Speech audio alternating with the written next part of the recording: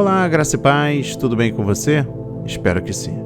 Estamos nos dirigindo para darmos continuidade ao 45º dia deste grande propósito em orações 60 dias para recomeçar. Um plano, um propósito de 60 dias projetado para ajudar você a começar. Melhor dizendo, recomeçar seu relacionamento com Jesus. Você fará 3 coisas todos os dias: encontrar-se com Jesus através dos evangelhos, ler nas epístolas como seus seguidores viviam a sua mensagem e aumentará sua intimidade com Ele através da oração. E hoje eu trago para a leitura os livros de João, capítulo 17 e 18, e o livro 1 de Coríntios, capítulo 9 e 10. Mas antes de iniciarmos, faço a recomendação de habitual. Tenha em mãos a Bíblia, vá para o local secreto de oração e adoração, um caderno de anotação e a caneta, e mergulhe na palavra que o Senhor está concedendo para nós no dia de hoje. Para a honra e a glória do Senhor, a minha irmã Fabíola Ribeiro de São Paulo está me ajudando neste grande propósito com a leitura dos livros. Vamos para a leitura no livro de João, capítulo 17. Em João 17 diz assim: Jesus falou assim, e levantando seus olhos ao céu, disse: Pai, é chegada a hora, glorifica a teu Filho, para que também o teu Filho te glorifique a ti. Assim como lhe deste poder sobre toda a carne, para que dê a vida eterna a todos quantos lhe deste. E a vida eterna é esta, que te conheçam a ti só por único Deus verdadeiro, e a Jesus Cristo, a quem enviaste. Eu glorifiquei-te na terra, tendo consumado a obra que me deste a fazer. E agora glorifica-me tu, ó Pai, junto de ti mesmo, com aquela glória que tinha contigo antes que o mundo existisse. Manifestei o teu nome aos homens que do mundo me deste. Eram teus, e tu nos deste, e guardaram a tua palavra. Agora já têm conhecido que tudo quanto me deste provém de ti, porque lhes dei as palavras que tu me deste, e eles as receberam, e têm verdadeiramente conhecido que sai de ti, e creram que me enviaste. Eu rogo por eles, não rogo pelo mundo, mas por aqueles que me deste, porque são teus, e todas as minhas coisas são tuas, e as tuas coisas são minhas, e nisso sou glorificado. E eu já não estou mais no mundo, mas eles estão no mundo, e eu vou para ti. Pai Santo, guarda em teu nome aqueles que me deste, para que sejam um, assim como nós.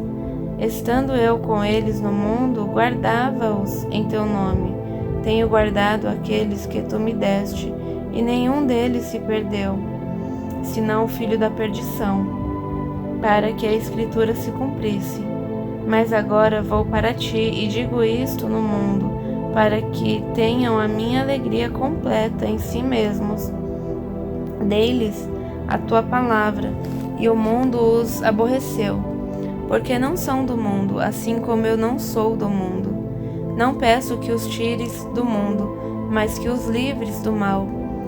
Não são do mundo, como eu do mundo não sou. Santifica-os na verdade. A tua palavra é a verdade. Assim como tu me enviaste ao mundo, também eu os enviei ao mundo, e por eles me santifico a mim mesmo, para que também eles sejam santificados na verdade. E não rogo somente por estes, mas também por aqueles que pela sua palavra hão de crer em mim, para que todos sejam um, como tu, ó Pai, o és em mim, e eu em ti, que também eles sejam um em nós, para que o mundo creia que tu me enviaste. E eu dei-lhes a glória que a mim me deste, para que sejam um, como nós somos um. Eu neles e tu em mim, para que eles sejam perfeitos em unidade, e para que o mundo conheça que tu me enviaste a mim, e que os tens amado a eles como me tens amado a mim. Pai, aqueles que me deste, quero que, onde eu estiver, também eles estejam comigo, para que vejam a minha glória que me deste, porque tu me has amado antes da fundação do mundo. Pai justo, o mundo não te conheceu, mas eu te conheci, e estes conheceram que tu me enviastes a mim. E eu lhes fiz conhecer o teu nome, e lhe o darei conhecer mais, para que o amor com que me tens amado esteja neles, e eu neles esteja. Amém. E graças a Deus. Destaca o versículo 1. É chegada a hora, glorifica a teu filho. O capítulo 17 contém a oração final de Jesus por seus discípulos. Este texto revela os desejos e anseios mais profundos de nosso Senhor por seus seguidores, tanto naquela ocasião como agora. Além disso, esta oração é um exemplo inspirado pelo Espírito de como todo pastor deve orar por seu povo e como todo pai deve orar por seus filhos. Ao orarmos pelos que estão sob nossos cuidados, nossos propósitos principais devem ser, primeiro, para que conheçam intimamente a Jesus Cristo e a sua palavra. Segundo, para que Deus os preserve de modo da apostasia de Satanás, do mal e das falsas doutrinas. Terceiro, para que tenham continuamente a alegria de Cristo. Quarto, para que sejam santos em pensamentos, ações e caráter. Ponto número 5, para que sejam um. Ponto número 6, para que levem outros a Cristo. E ponto número 7, para que perseverem na fé e, finalmente, habitem com Cristo no céu, para que permaneçam constantemente no amor e na presença de Deus. No versículo 3, destaco a vida eterna. A vida eterna é mais do que a existência sem fim. É uma qualidade especial de vida que o crente recebe à medida que ele compartilha da vida de Deus por meio de Cristo. Isso permite ao crente um crescente conhecimento de Deus em comunhão com o Pai, o Filho e o Espírito Santo. No Novo Testamento, a vida eterna é descrita como, primeiro, uma realidade presente. A possessão atual da vida eterna requer uma fé viva. A vida eterna não é obtida e mantida meramente por meio de um ato de arrependimento e fé ocorrido no passado. Abrange também a união e comunhão constante e viva com Cristo. Não existe vida eterna à parte dele.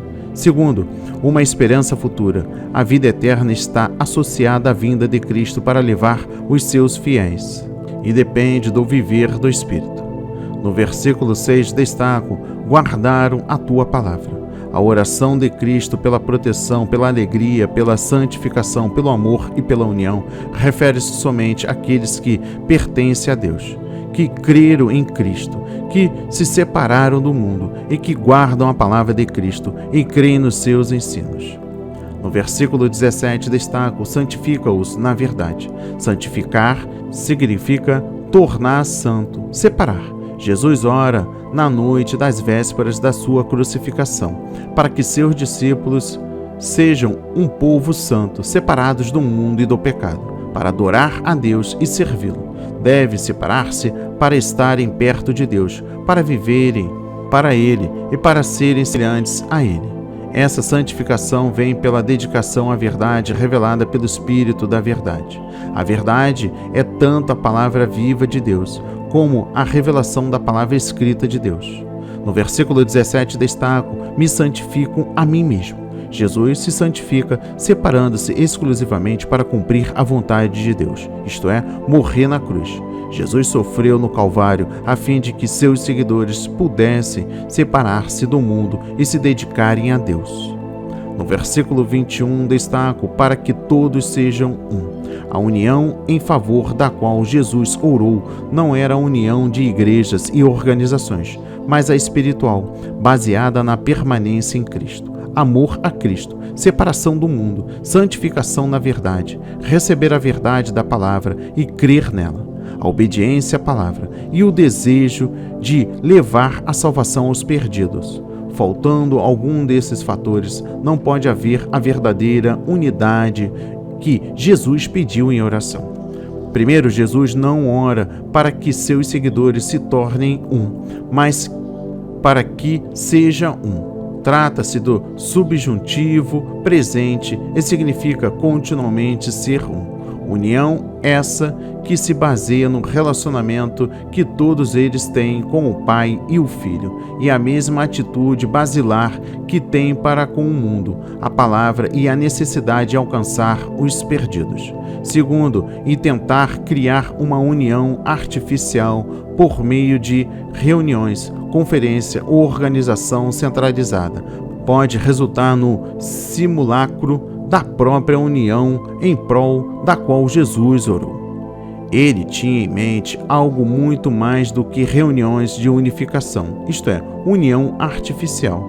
É uma união espiritual de coração, propósito, mente e vontade dos que estão totalmente dedicados a Cristo, a palavra e à santidade. Por fim, o versículo 22. A glória que a mim me deste.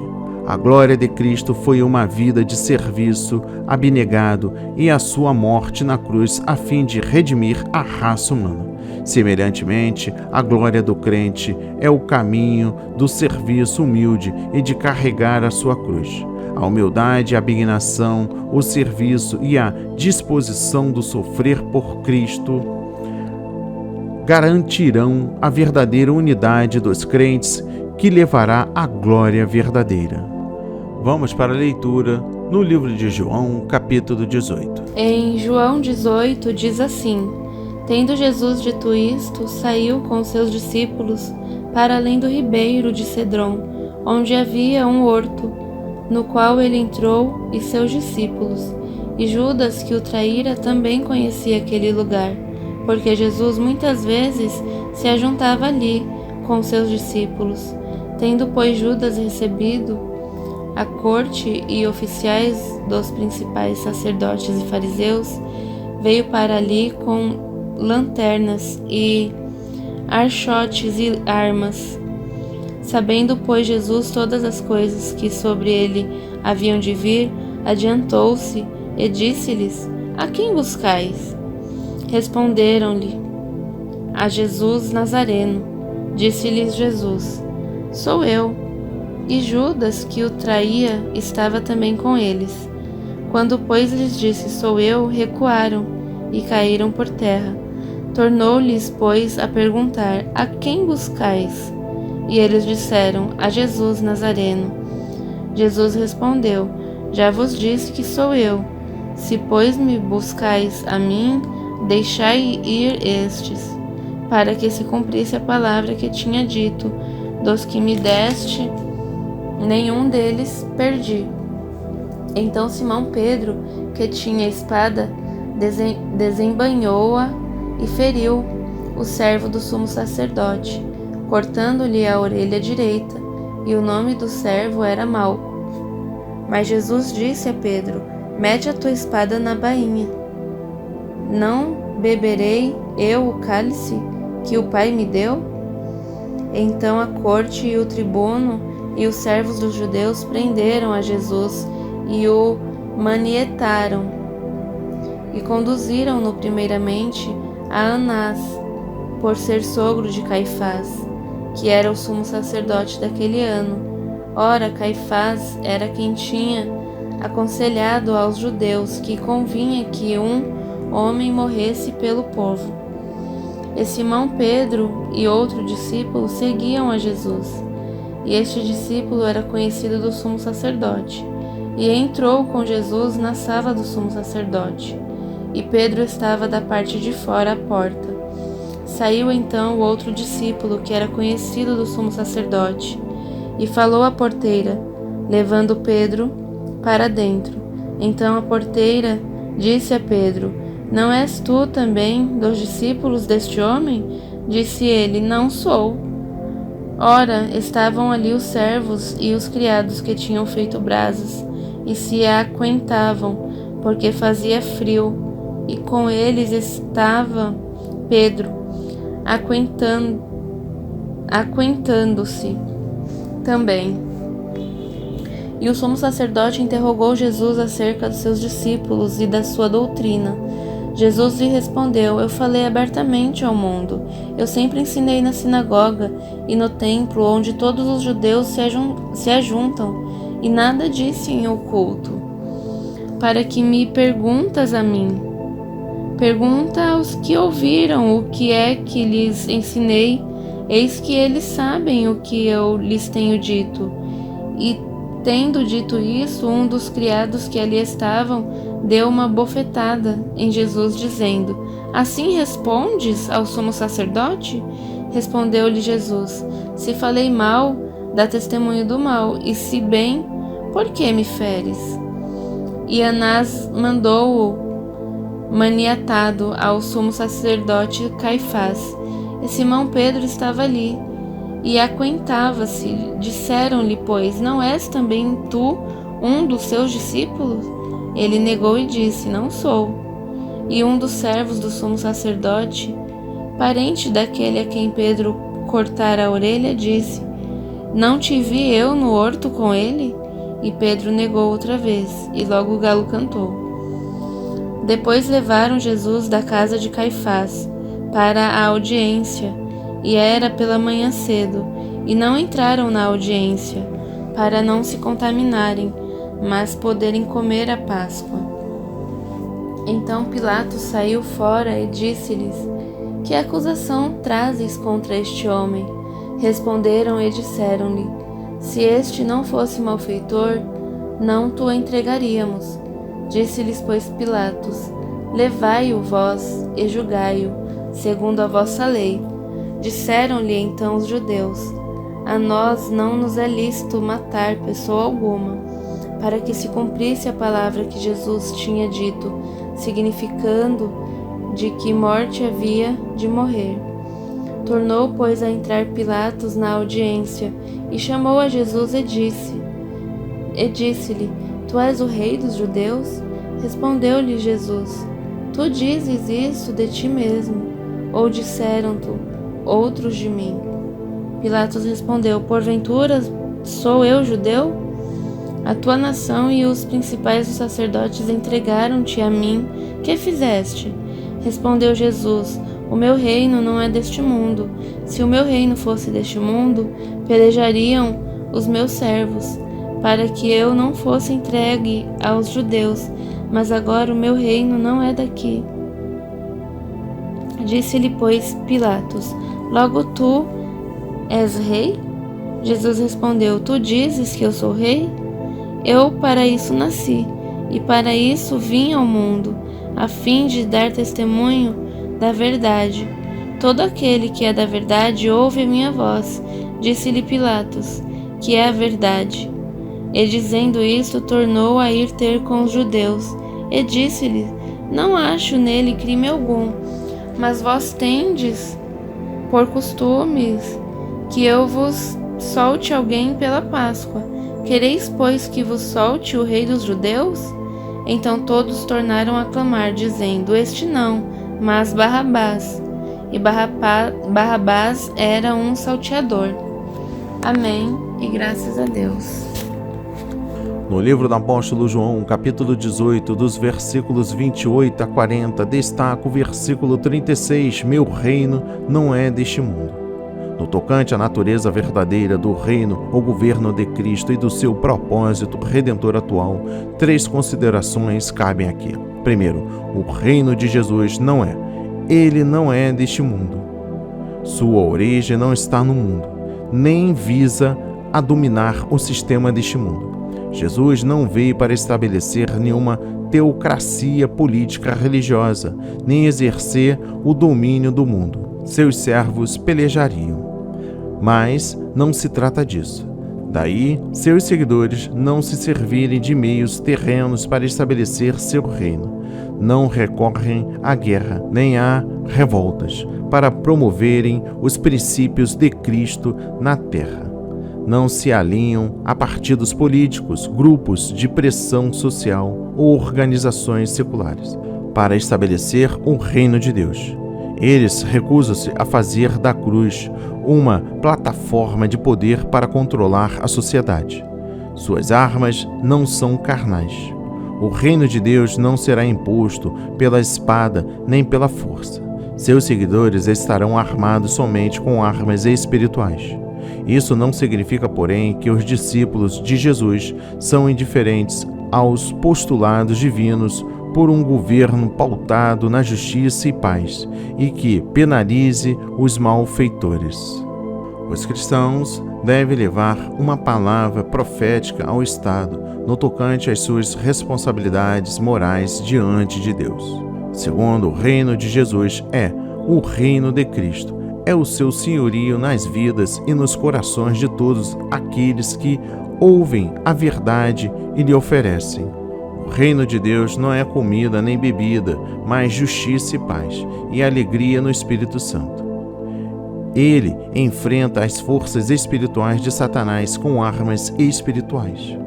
O papel da igreja é o de um servo de Jesus Cristo, não de um governante do mundo atual. A força da igreja não procede do mundo, mas da cruz, seu sofrimento e rejeição pelo mundo e a sua glória.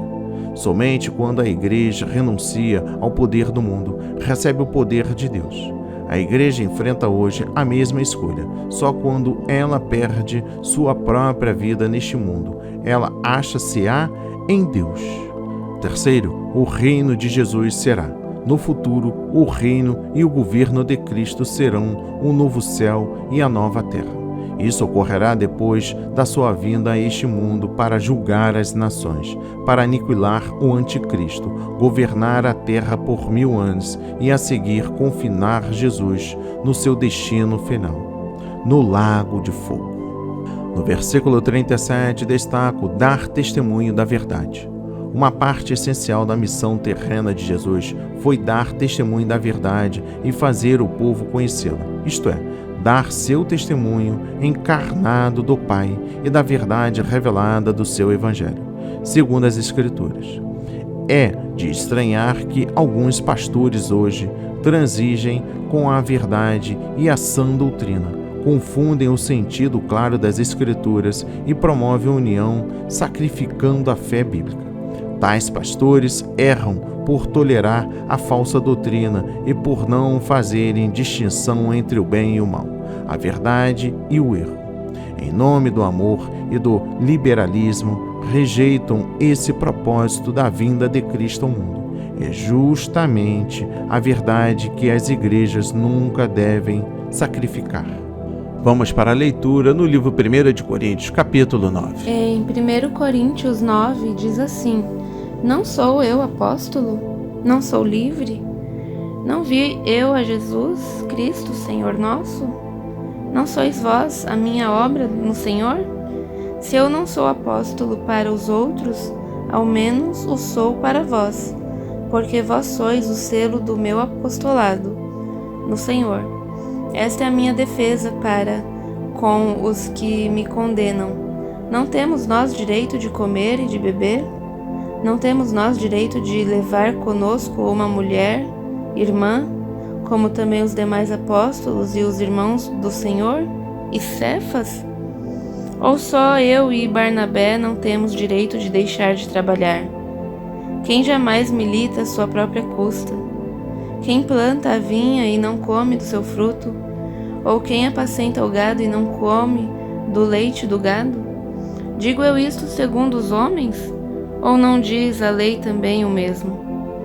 Porque a lei de Moisés está escrito: não atarás a boca ao boi que trilha o grão. Porventura tem Deus cuidado dos bois? Ou não o diz certamente por nós? Certamente que por nós está escrito: porque o que lavra deve lavrar com esperança, e o que debulha deve debulhar com esperança de ser participante. Se nós vos semeamos as coisas espirituais, será muito que de vós recolhamos as carnais? Se outros participam deste poder sobre vós, por que não, mas juntamente nós? Mas nós não usamos esse direito, antes suportamos tudo, para não pormos impedimento algum ao Evangelho de Cristo. Não sabeis vós que os que administram o que é sagrado comem do que é do templo, e que os que de contínuo estão junto ao altar participam do altar? Assim ordenou também o Senhor aos que anunciam o Evangelho, que vivam do Evangelho. Mas eu de nenhuma dessas coisas usei, e não escrevi isto para que assim se faça comigo, porque melhor me fora morrer do que alguém fazer vã desta minha glória. Porque se anuncio o Evangelho, não tenho de que me gloriar, pois me é imposta essa obrigação, e ai de mim se não anunciar o Evangelho. E por isso, se o faço de boa mente, terei prêmio, mas se de má vontade, apenas uma dispensação me é confiada. Logo, que prêmio tenho? Que evangelizando proponha de graça o Evangelho de Cristo para não abusar do meu poder no Evangelho, porque sendo livre para com todos, fiz-me servo de todos, para ganhar ainda mais. E fiz-me como judeu para os judeus, para ganhar os judeus, para os que estão debaixo da lei, como se estivera debaixo da lei, para ganhar os que estão debaixo da lei. Para os que estão sem lei, como se estivera sem lei, não estando sem lei para com Deus, mas debaixo da lei de Cristo, para ganhar o que estão sem lei. Fiz-me como fraco para os fracos, para ganhar os fracos. Fiz-me tudo para todos, para por todos os meios chegar a salvar alguns. E eu faço isto por causa do Evangelho, para ser também participante dele. Não sabeis vós que os que correm no estádio, todos na verdade correm, mas um só leva o prêmio? Correi de tal maneira que o alcanceis, e todo aquele que luta, de tudo se abstém. Eles o fazem para alcançar uma coroa corruptível, nós, porém, uma incorruptível. Pois eu assim corro, não como as coisas incertas, assim combato, não como batendo no ar. Antes subjugo o meu corpo e o reduzo à servidão, para que, pregando aos outros, eu mesma não venha de alguma maneira a ficar reprovado. Amém, e graças a Deus. No capítulo 9, destaco o versículo 1. Não sou eu apóstolo? Paulo ilustra na sua pessoa o princípio oposto em 1 Coríntios capítulo 8, versículo 13. Abrindo mão voluntariamente de seus direitos pessoais de apóstolo para não prejudicar o progresso do Evangelho de Cristo. Que vivam no Evangelho. Preste atenção na mensagem no versículo 14. A Bíblia nos ensina no Antigo Testamento e no Novo Testamento que aqueles que se dedicam à proclamação da palavra de Deus devem ser sustentados por aqueles que, desse trabalho, recebem bênçãos espirituais. Fiz-me servo de todos. Preste atenção na mensagem do versículo 19. Paulo se refere à sua própria pessoa como exemplo de abnegação por amor ao próximo. Renuncia a seus próprios direitos de consideração às convicções dos outros, a fim de não limitar seu ministério nem estorvar o Evangelho. Isso não significa que Paulo transige com os princípios cristãos, nem que procure agradar os outros, visando a conquistar a sua estima. O que ele afirma é que está disposto a conformar-se com os padrões e convicções das pessoas a quem está disposto a ajudar, contanto que não haja violação dos princípios cristãos. Paulo entende que, se ele ofende as pessoas por desconsiderar as convicções delas, seu ministério pode ser gravemente prejudicado entre as mesmas. O prêmio. Preste atenção na mensagem no versículo 14. O prêmio, a coroa incorruptível, refere-se à vitória de obtermos a salvação eterna, o alvo precioso da vida cristã.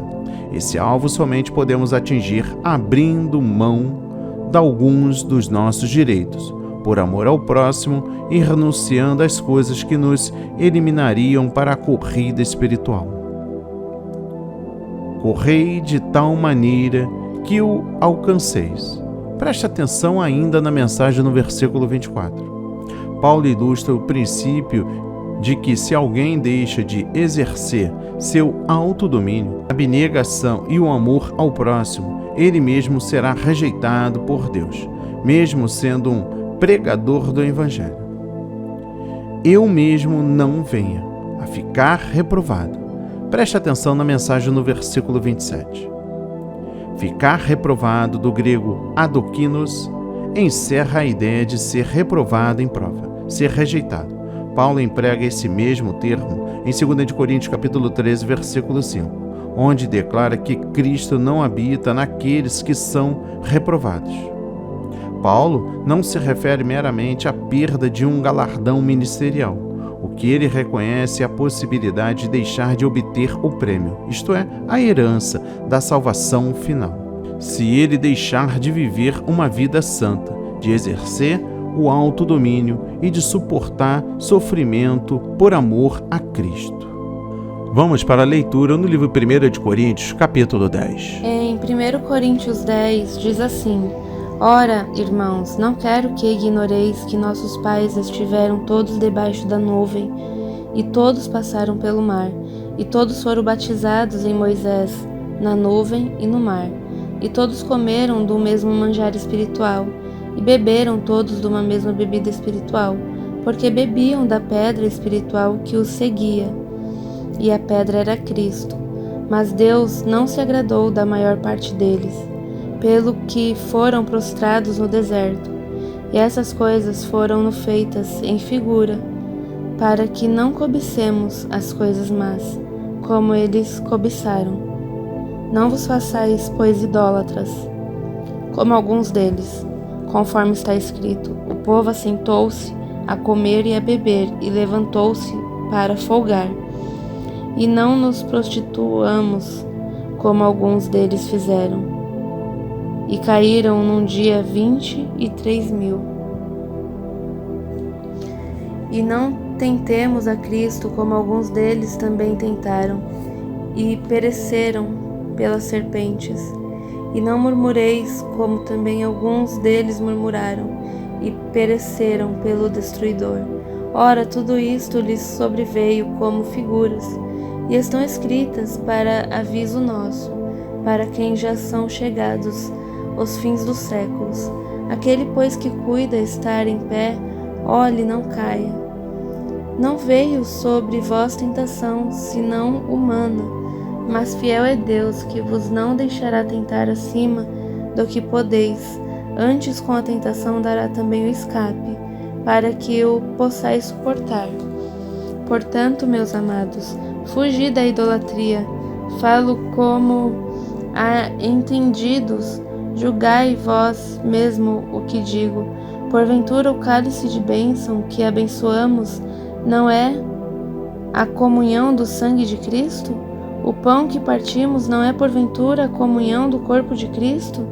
Porque nós, sendo muitos, somos um só pão e um só corpo, porque todos participamos do mesmo pão.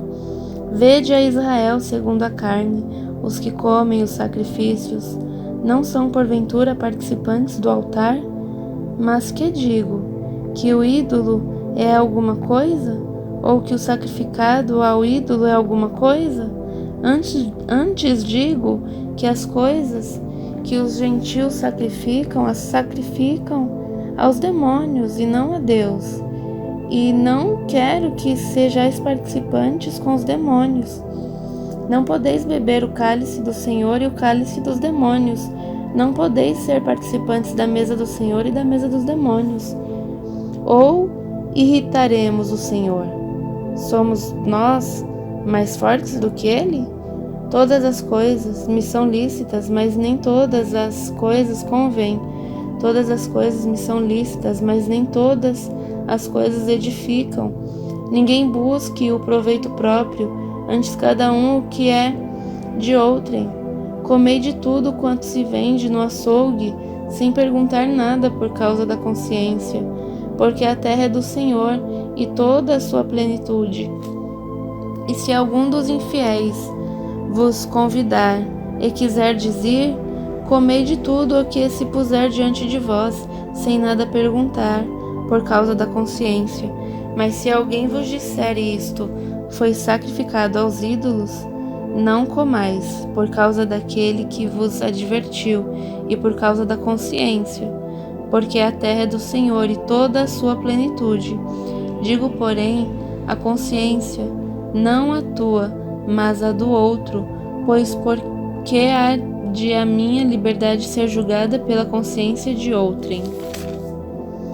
E se eu com graça participo, porque sou blasfemado naquilo, porque dou graças?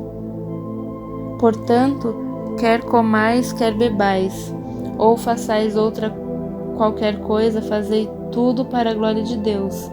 Portai-vos de modo que não deis escândalo, nem aos judeus, nem aos gregos, nem à igreja de Deus, como também eu em tudo agrado a todos, não buscando o meu próprio proveito, mas o de muitos, para que assim se possam salvar.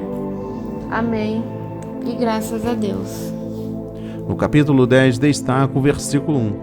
Não quero que ignoreis.